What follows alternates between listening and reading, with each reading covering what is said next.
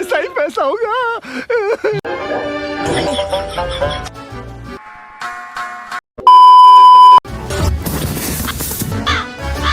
Bro, make समझ रहे हो ना?